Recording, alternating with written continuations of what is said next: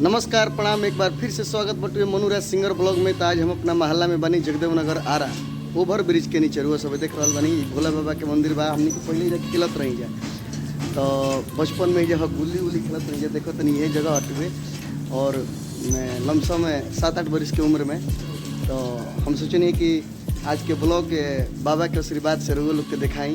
तो ये मंदिर बाटुए भोले बाबा के, आप सब देख रहा बनी। ये बाबा के मंदिर में हमने के खूब खेलल बन मैंने बचपन अधिकतर हमने के जे बीतल रही। तो शिव जी बाबा के मंदिर बा हमारा मोहल्ला के, जो कि कितना बचपन हमने के जा बीतल बटुए। तो वो सब जुड़ा रही ब्लॉग के साथ और बाबा का आशीर्वाद सदैव वो लोग पे बना रहे। तो बहुत पुरान मंदिर है हमारा मोहल्ला के, और जितना भी मोहल्ला के लोग बा जब सावन में पूजा पाठ लोग करेले और हर सावन बाबा के एकदम गाना वाना बायत रहेला। तो वो सब जुड़ा रही ब्लॉग के साथ, और का हो आज दिन भर में वो सब के जरूर देखे के मिले। तो आज हम अपना मोहल्ला में बनी और हमारे जगदेव नगर मोहल्ला टूर वो सब देख रहा बनी और पछारी गुमटी। तो ये सब लोकेशन बटुए जब जीवन हमारे बचपन बहुत ज़्यादा बीतल बटुए, और ऐजे हमनी के बचपन से ही रहल बनी, बचपन से ही खेलल बनी, मैंने जन्म करम सब ऐजे भइल बा। तो जब एगो छोटा सा दुकान भी बा, वो सब देख रहा बनी। आई भी खाना पीना। अच्छा सर, ई का चीज की दुकान है जी? ये ग्रीन सोडा का है। ग्रीन सोडा ई का है? ई भैया ई माने का है? किसी भी फ्लेवर है, ठीक है, फ्लेवर हमको मिला दुकान पे ना। अच्छा अच्छी वो फ्लेवर ये ठीक बना। तो इससे भैया फायदा? इससे फायदा कि मतलब गैस बात गैस खत्म हो जाए, ज़्यादा गर्मी बात हो मेरा हाथ में पियला से। अच्छा आओ थोड़ा सा नहीं आ जाए। का नाम पड़ी राहुल? हमारा नाम पड़ी किस्मत है। तो किस्मत भैया, तो ये मैंने कहिए से धंधा स्टार्ट कर ले? करीबन 8 साल हो। 8 साल हो गया। अच्छा चलिए ठीक है बा। गला ना पड़ी भाई, और गैस बस ज़्यादा ना भैया, गला इसको नहीं पकड़ी।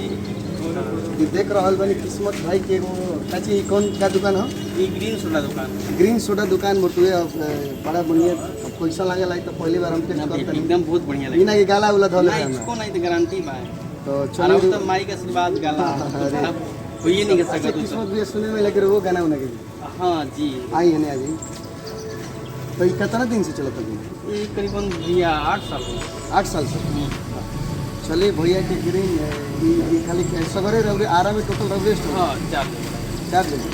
तो चलिए भैया आज पिया रहल बन, देखो तनी पैसा लागत है तो हम पियले नहीं किया चले, लेकिन भैया कहते हैं तो हम पी लेते। एकदम गला तो खोजता है, बड़ा स्वादिष्ट बन। हाँ एकदम बढ़िया लगी होने तक ही कैसा लगता है? मोनू देगा तो माई के आशीर्वाद गाला आपको तो खोज चाहिए नहीं कर सकता। अब देखो तनी, अब तो पिया तनी, लेकिन टेस्ट बहुत अच्छा बा। हल्का जो नमक मार के दुनिया कर लगा। इसको गैस ना बनी और गर्मी में राहत मिली। बहुत सही। कितना के बा भैया? ये 10 रुपये। 10 रुपये। तो पैसा दे पड़े मेरा ना भाई के पास भाई की कोई बात नहीं। पैसा दिया यही सुन बात नहीं है। भाई में के कोई बात काम भाई नहीं, धंधा से कोई खिलवाड़ नहीं, पैसा में आपको पैसा कोनो बात नहीं। भाईचारा हमने कोनो पैसा कोनो मैं चीज ना रखेला। चलिए ई तरह और बड़पन बटुए, लेकिन हमारे जो करम रहू तो हमारे करही के पड़ी। हाँ रहुआ अपन करम कहीं, हमारा जो अपन करम करे के करम। तो ये भाई के बटुए का चिकन ग्रीन सोडा। ग्रीन सोडा एकरा में माने कौन फ्लेवर बा? एकरा में फ्लेवर स्प्राइट बा, लेमन बा, ऑरेंज बा, लीची बा, ओकर बाद मसाला सोडा बा, फ्रूट बियर बा, कोला बा। तो ये कहे का मतलब बा कि बहुत बढ़िया बिजनेस भाई। पछियारी गुमटी ओवर ब्रिज के नीचे शिव मंदिर के पास है। यहाँ के स्टॉल लागल बटुए, गाड़ी पे एगो छोटा सामान बा, वही में सारा सिस्टम लागल बटुए। तो यदि अगल बगल करे वो सब देख रहा भाई तो आके एक तरफ पी सकते नहीं हम कर सकते। आज तो हम मजे लेनी बहुत अच्छा लगा था। हमारा आदत खराब हो जाए भैया एक्चुअली कहीं भैया के नुकसान भी ना करी भैया, तो भैया के तो बहुत लोग पियता नहीं हम। अच्छा लगता है, स्वाद बहुत बढ़िया है, दिल गदगद हो गए। चलिए रोज सब जुड़ा रही मनुराज सिंगर ब्लॉग के साथ। जय हो। हमारे मोहल्ला में केहू भाई लगी है, केहू चाचा लगी है। हमारे चाचा लगी है, हमारे चाचा देख ली, हमारे छोट बड़े लेकिन चाचा लगी है। रिश्तेदारी खतरनाक चीज बा। यो हमारे चाचे लग गए। नमस्ते। हाँ इनका खाना खाता तू यही खाना के नहीं खाता रहा। वीडियो डिलीट होके के चाहिए यार, वीडियो डिलीट होके के चाहिए। हमारे भाई लगे हैं, लड़का है। तो हंस एक ब्लॉग है, ब्लॉग में तो कुछ भी मजाक चलता रहता है। तो ई करा के खाना खाता, खाना के ही नहीं के खाता रहन। ई जब खा लो तो 2 किलो घट जल तो सब देख रहा मजाक उड़ा सब ब्लॉग के माध्यम से देखते कहते ई महला में थोड़ा सा समय मिलेला तो सोच लिया कि थोड़ा सा वीडियो बना लिया कि हमारे महला के सब लोग भाई लोग बा।